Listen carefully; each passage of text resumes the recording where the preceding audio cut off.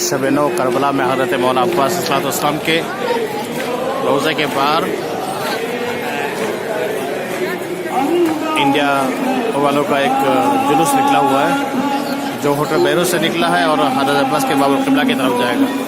तमाम हिंदुस्तानी इस जुलूस में शामिल हैं। खुदा इंशाअल्लाह कबूल करें, इंशाअल्लाह इन सब की आज़ादारी को इंशाअल्लाह खुदा कबूल करें, इन सब की आज़ादारी को।